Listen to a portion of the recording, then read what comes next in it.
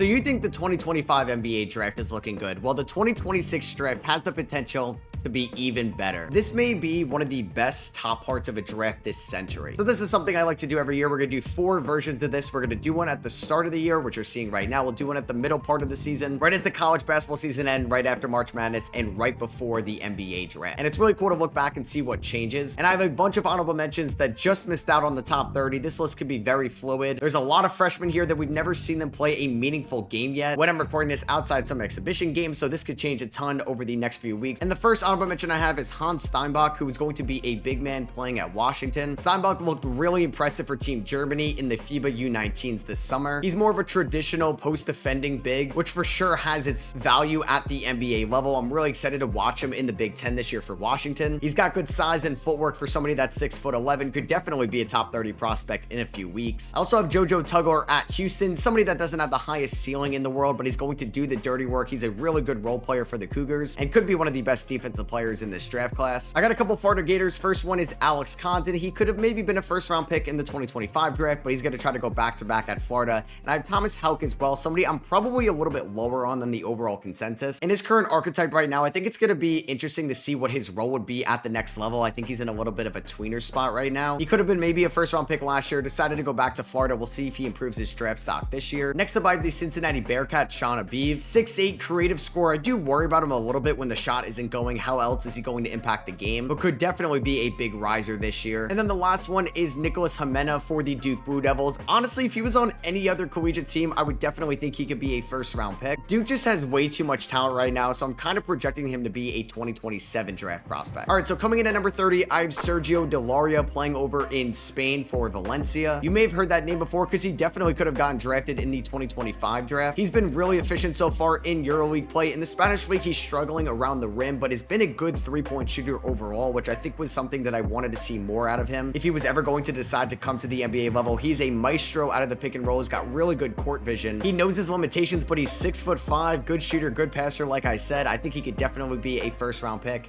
in the 2026 draft, especially for an international class that isn't the best right now, but guys will come to light over the course of the year. Nobody really knew who Johan Berenger was till like Jonathan Givony of ESPN started putting him in mocks in December. Next up, I have the UNC transfer from Arizona, Henry Vasar. Coming in at number 29, he's a little bit on the older side. He spent the 2023 season with the Wildcats. He didn't play at all. He redshirted in 2024. 2025, though, he broke out for Arizona, averaging around 9 points, 5 rebounds, and about a block a night as well. I think he's going to get great opportunities with the Tar Heels. They lack some big man help. He moves well. He can set good screens. It's also not the best center draft class as well. That's why Houck, Condon, Steinbach could rise up to being a lottery pick if a team goes need over best player available, and it's not going to be the last Tar Heel we're going to talk about. Coming in at number 28, I have Dame Sarr, who's playing for the Duke Blue Devils. Now, Dame Sarr could definitely be a 2027 draft prospect. That's why I have him a little bit lower here, because not everybody is going to shine for the Duke Blue Devils. They're not going to have 5 first-round picks. I mean, it's possible based off potential, but there's a couple other guys at Duke that I think are going to have more opportunities to shine this year, and I think Sarr, Himenia, or Isaiah Evans may end up performing a little bit less to expectations given there's not enough ball to go around. He's 6'8" with a 7-foot wingspan. He was really impressive at the Nike Hoop Summit, and he played notable minutes for Barcelona at 18 years old, which is incredibly impressive. They do not play young guys that often. He shot 45% from 3 last year between the ACB and EuroLeague. I think he has great defensive potential this year in the ACC. He's a great transition runner as well. He's a top-tier athlete. We'll just see how much involved he's going to be this year from John Shire, and will he end up being a first-round pick? Will he be a second-round pick?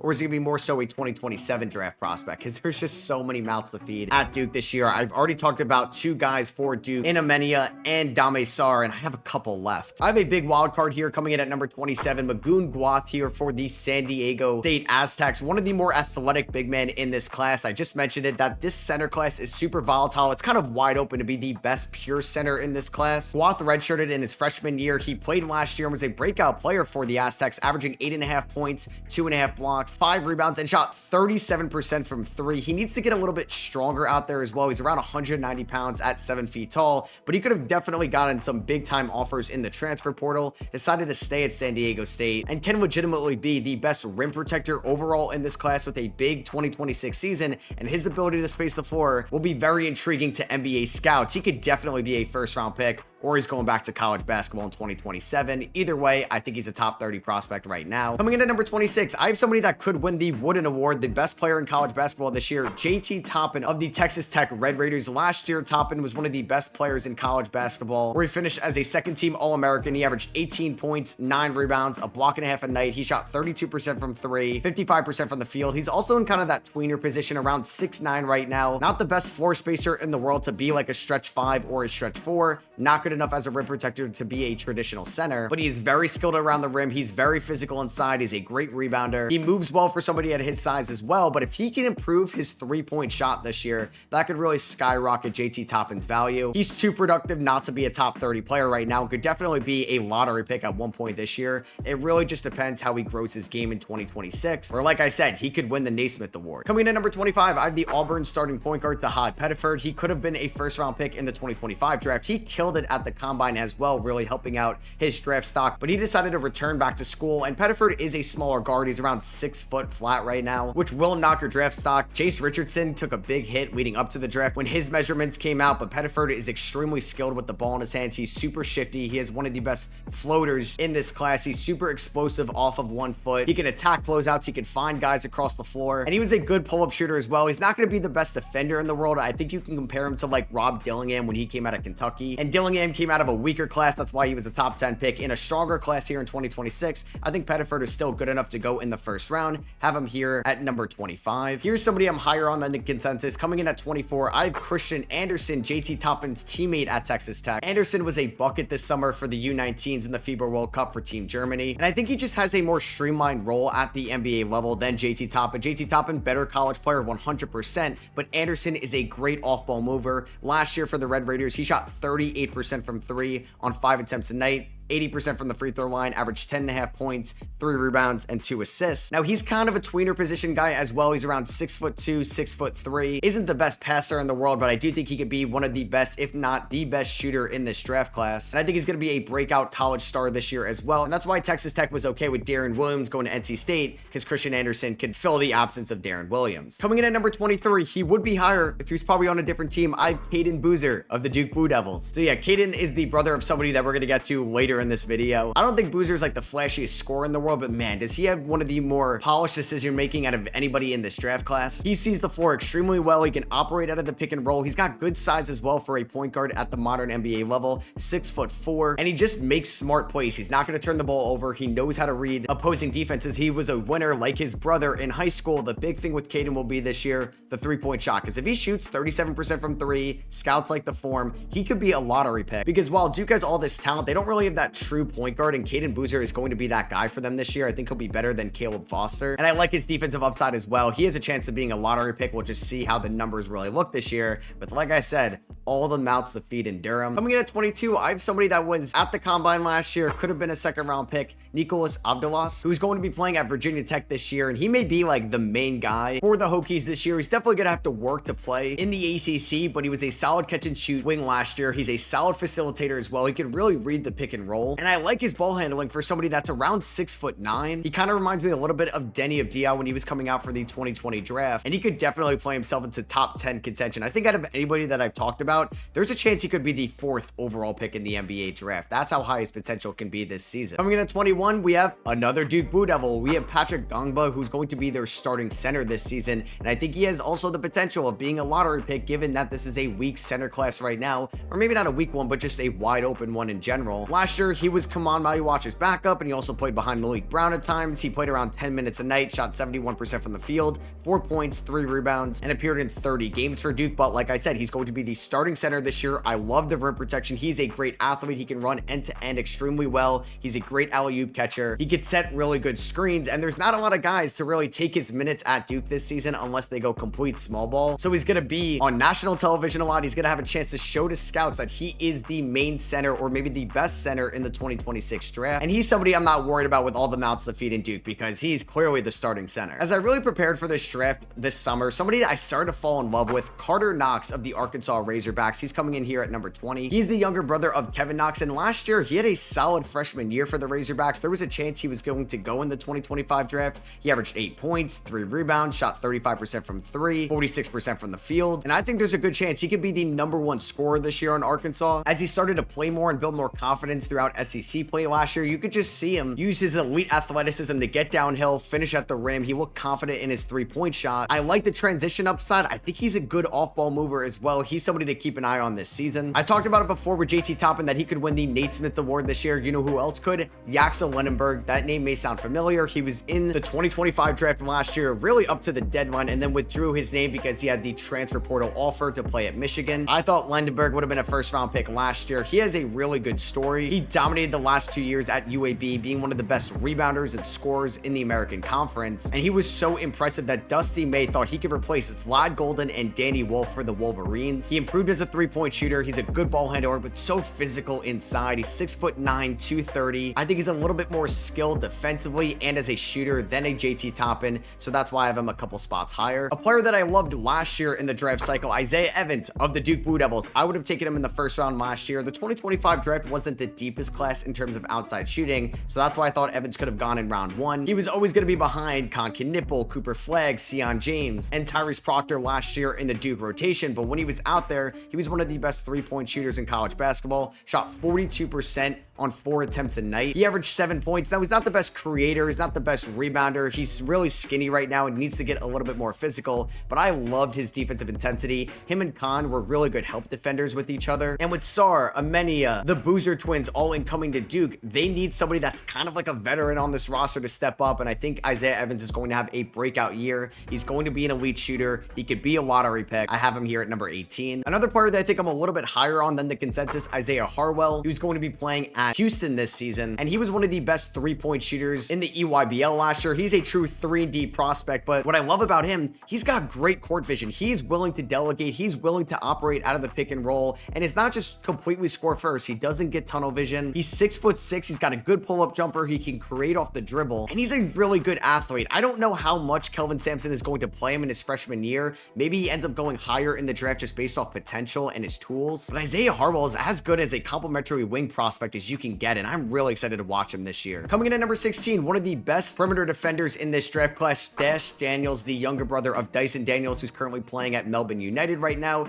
in the NBL, and their season is currently underway, and he is a next star in the NBL, which guys like Alex Sarr, LaMelo Ball, and Josh Giddey have come through the past. This year in the NBL, he's averaging around 6 points, 3.5 rebounds, shooting 31% from 3, 42% from the field, is struggling with his role offensively right now, but he's playing around 17 minutes a night. He's still just 17 years old with really good competition in the NBL, where he's going up against guys that are like 10 years older than him. I think his defense alone is worth a first-round pick, and everything that can come after that is really up in the air right now with his offensive game. I would say that his NBL play has dropped him a little bit in my eyes, but nothing too crazy right now. Coming in at 15, I have the incoming Arkansas point guard playing with Carter Knox next year, Darius Acuff. He's not the most athletic point guard in the world, but man, does he remind me a little bit of Isaiah Collier when he was going to USC. And he's just a good point guard prospect that's going to a team coached by John Calipari, who produces good guards at the NBA level. And Acuff has a tremendous resume coming out of high school basketball. He was one of the better EYBL players last year in scholastic play. If you remember back in 2024, he was the U18 AmeriCup tournament MVP, where he averaged 18 points, 5 rebounds, and 4 assists in that tournament. And in that championship game, which was very impressive, that put him on notice, he had 26 points and 9 assists and 6 rebounds, 3 steals against Argentina. It is a deep backcourt at Arkansas right now with DJ Wagner, who's coming back. They have an incoming freshman, Willie Thomas, who could end up getting drafted. So I'll be interested to see what the scoring pecking order is going to be for the Razorbacks this season. All right, coming in at number 14, another player that I may be a little bit lower on than the consensus right now, Koa Pete, who's going to play at Arizona. Pete was a dominant player for the U19s in the FIBA World Cup in the summer. He's incredibly strong and physical down low, and he's got a beautiful touch around the rim. I trust him with his hook shots, his floaters, or just trying to play bully ball down low. Sometimes I don't love his shot selection in the paint, and he's a really streaky 3-point shooter right now. That's what's holding him back right now outside of my top 10 going into the year. But hey, if he shoots well for the Wildcats this year, if I like the shot diet, he could definitely enter the top 10. Coming in at number 13, I have LeBaron Philon of the Alabama Crimson Tide. Philon could have definitely been a first-round pick in last year's draft. He decided to go back, play under Nate Oates for another year. He could be a lottery pick for sure. Last year, Phylon averaged around 10 points,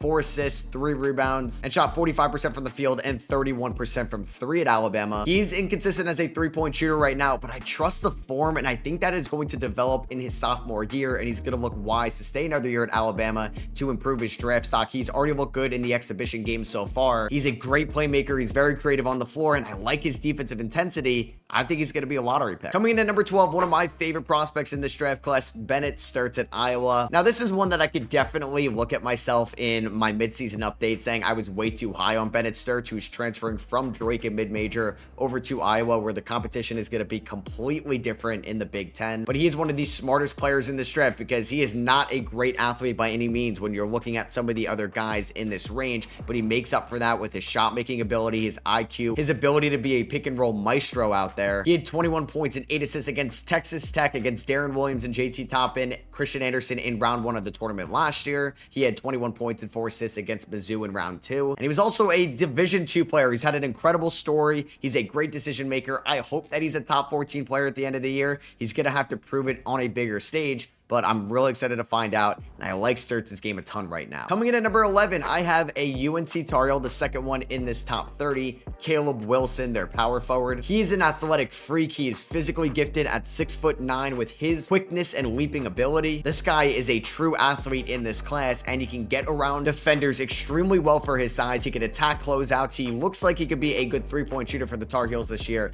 and that is going to be a big swing skill with C-Dub, Caleb Wilson. Can he stretch the floor, or is he going to be a tweener position that can't really shoot? But I also love his defensive intensity. This guy gives 100% effort on that end of the floor. It's definitely something UNC needs. UNC produced a first-round defender in last year's class in Drake Powell. I think it's going to be the same in Caleb Wilson, but I think there's a really good chance Caleb Wilson can go number 4, number 5 in this class. There's a ton of players that could end up going 4 or 5. I feel like that area right now is completely wide open. Coming in at number 10, I have Braylon Mullins of the UConn Huskies, and I'm a big fan of Braylon Mullins, who was Mr. Basketball in Indiana last year. He runs the floor extremely well. He's a good athlete. He could finish around the rim, and he moves so well off screens. UConn has been producing first-round pick after first-round pick, Stephon Castle, Liam McNeely. I think Braylon Mullins could be next in line this year and maybe be the focus point at times for this Huskies offense around Dan Early. So coming in at number 9, I have Kareem Lopez of the New Zealand Breakers, my highest ranked international prospect in the 2026 draft. Lopez has slided down a little bit of my rankings from my summer scouting list. Like when I made my way too early 2026 mock, I was very high on Kareem Lopez. I still think he's a top 10 prospect right now. He's averaged around 10 points, 6 rebounds, and shot 48% from the field this year for the Breakers, but I would like to see him be a little bit more aggressive over the course of the season. I don't know if Lopez ever has 1 or 2 scoring potential in the NBA. I think he's more so going to just be a complimentary piece right now, which is fine because I like the defense. He's 6'8", and it looks like he's still growing, so he could stretch the floor. I like him as a 3-and-D prospect, but if he doesn't really show some offensive creativity with the ball in his hands, I don't know if I could put him much higher. So coming in at number 8, I have Chris Sinak Jr. going to Houston. He's going to be playing there with JoJo Tugler, who we mentioned in this video, Isaiah Harwell. And Sinak is one of the best big men in this class. He's a one-of-one athlete. He's 6'10", around 230 with a 7'3" wingspan. He could truly be a great rim protector this year in the Big 12. He's not a reliable shooter right now, and that's also going to be a swing skill for Chris Sinak. He can hit tough jumpers right now, but you really don't love the decision making. It's going to be a completely different game going from the EYBL over to Houston. He's also dropped a couple spots from my summer scouting as well, and I'll be interested to see how Kelvin Sampson uses him this season. Coming in at number 7, I have the Kentucky transfer from Arizona State, Jaden Quaidens. Quaidens is going to be a sophomore in this year's draft class. Last year for Arizona State, he averaged around 9 points, 8 rebounds, 2.5 blocks a night,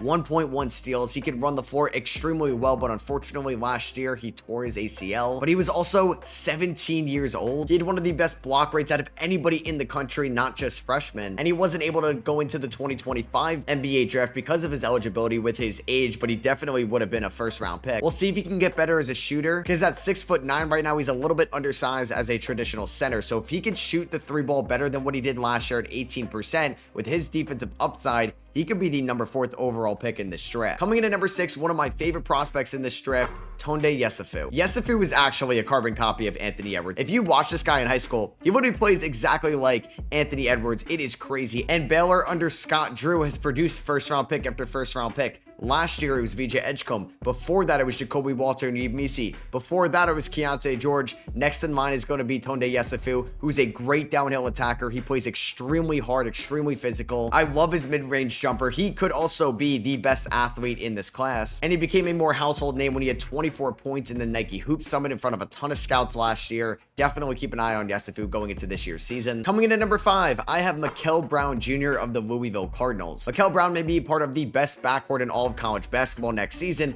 Brown maybe should have won the MVP award for the U19s this summer. Louisville is currently listing him at 6'5" right now. If he's 6'5", that could definitely give him an advantage, but take that with a grain of salt. That could definitely change when we get the combine measurements in May. He's a little bit skinny right now, but he's improved his stock as a three-point shooter over the last 12 months. He's shifty, elusive, can pull up off the dribble. He may be the best pure point guard in this class if you don't count that guy playing at Kansas as a true point guard. Coming in at number 4, though, I have Nate Ament going to Tennessee. Now, Ament is somebody I could definitely drop in my midseason rankings. I didn't really love his performance against Duke in that exhibition game, and Ament was kind of like a point guard in high school, and then he had a late growth spurt. He's pretty much up to 6'9", 6'10" right now, but he's extremely skinny at that height, only at 190 pounds. So his thin frame has really limited him getting downhill and trying to finish over stronger players. I talked about Dan Early and Scott Drew producing great one-and-done talents. Rick Barnes in Tennessee really hasn't done that as of late. There's a ton of upside in Ament's game, but I don't know how far his upside can get him if he doesn't shoot the ball well, if he doesn't make good decisions as a freshman. I still think he has a ton of potential right now, but I'm keeping an eye on Ament as a potential dropper in my next midseason update. And here we go. It's a three-headed monster at the 2026 draft. You probably heard a bunch about these guys because of what they've done in the exhibition game so far, and it really is a 1A, 1B, 1C. But right now at number 3, I do have AJ DeBanto, who's the wing going to BYU. He's a special scorer at a 6'9" frame. He was kind of like the consensus top high school guy leading up until his senior year. He's extremely explosive. He's a great athlete. He can run the floor extremely well. I love his mid-range jumper right now. I think he could work on the handle a little bit and the defensive consistency, and sometimes can have a little bit of tunnel vision out there. It's going to be a big year for DeBanto playing for a good BYU squad, but he has the intangibles, the skills, and the potential to be the #1 overall pick in the 2026 draft. Like I said, it's a 1A, 1B, 1C. They're all in the same tier right now, and AJ could definitely be the #1 overall pick. But coming in at number 2, I have Cameron Boozer, the forward playing at Duke this year, and Duke produces these guys at the top of the draft. Cooper Flagg, Zion Williamson, Jason Tatum, you name it. And pretty much since Cameron Boozer came onto the scene when he was around 15 years old, the guy just wins. He is one of the best resumes ever for somebody going into their freshman season in college. Like, let me just list off his highlights. He's a 2-time Mr. Basketball, Gatorade Player of the Year in 2025, 2 times Gatorade National Player of the Year in 2023 and 2025, the McDonald's National Player of the Year. He was the McDonald's All-American Game Co-MVP, 2-time Florida Mr. Basketball, FIBA Under-17 World Cup MVP in 2024, and FIBA U16 Americans Championship MVP in 2023. And on those 2 teams, he won a gold medal as well. He's the son of Cameron Boozer. They have that lineage there. I do wonder if the Jazz had like the #1 overall pick,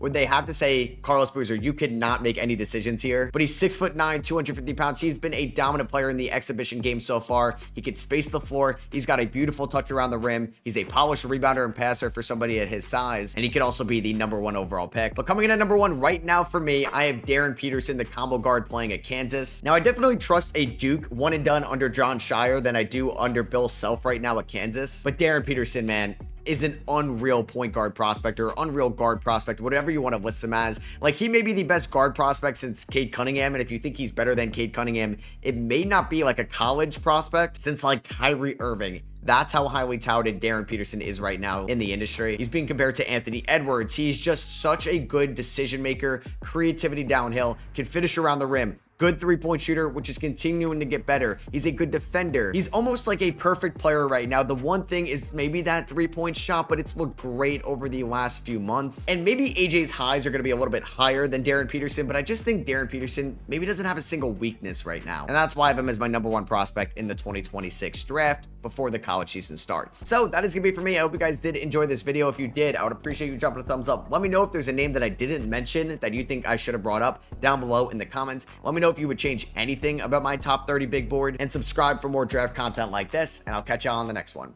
Peace.